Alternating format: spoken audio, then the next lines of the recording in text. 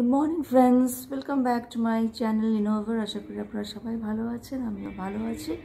তো আজকে আমি আবার নতুন কিছু আপনাদেরকে হাইলাইট করব।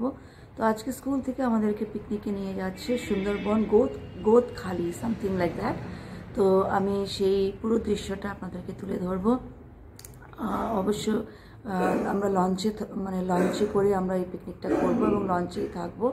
তো আমি পুরো লঞ্চটা এবং পাশে যা ওয়াটারি প্লেস আছে এবং যা ম্যানগ্রোভ ট্রিজ আছে সব কিছু আমি আপনাদেরকে হাইলাইট করব। আপনারা আমার ভিডিওটি শেষ পর্যন্ত দেখুন। আশা করি আপনাদের ভিডিওটি ভালো লাগবে।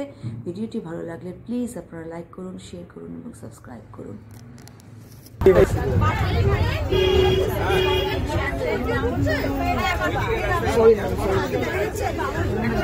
ভিডিও সব ম্যামেরা এখন রেডি হয়ে গেছে। আমরা জার্নি শুরু করে দিয়েছি গোদখালি, না গোদখালি গিয়ে আমরা বাসে করে, তারপর ওখান থেকে আবার লঞ্চে করে উঠবো। হ্যাঁ, তাই তো। এই হচ্ছে আমাদের সারথি, আর সারথি অ্যাসিস্ট্যান্ট। হ্যাঁ, দেখে রাখুন সবাই।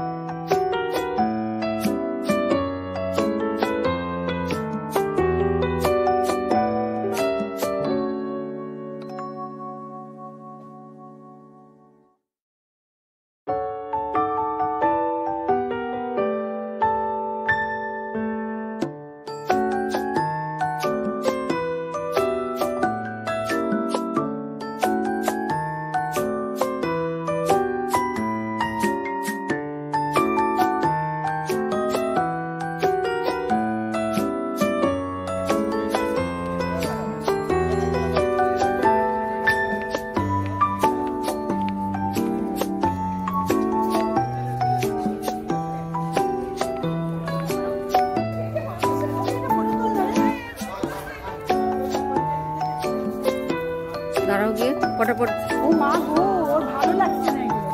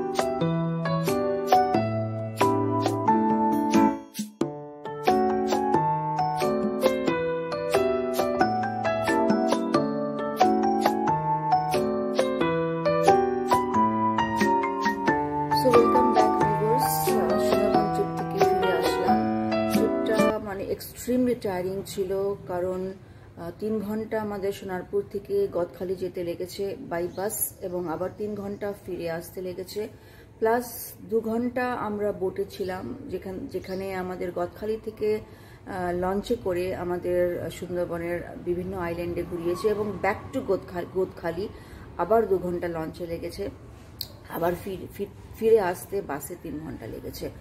তো এতটা টায়ারিং জার্নি ছিল যে ফেরার সময় আমি এক্সট্রিমলি ভাবে অসুস্থ হয়ে পড়ি এবং বাসে আমি শুয়ে পড়ি। ফিরে এসে আমার এতটা ক্লান্ত ভাব ছিল যে আমি আর কথাই বলতে পারছিলাম না। আমি স্ট্রেট অ্যাওয়ে আমি মশারি টানিয়ে শুয়ে পড়েছি। তো গদখালি ট্রিপটার সমস্ত সিনারি, সমস্ত জার্নি আমি তুলে ধরেছি।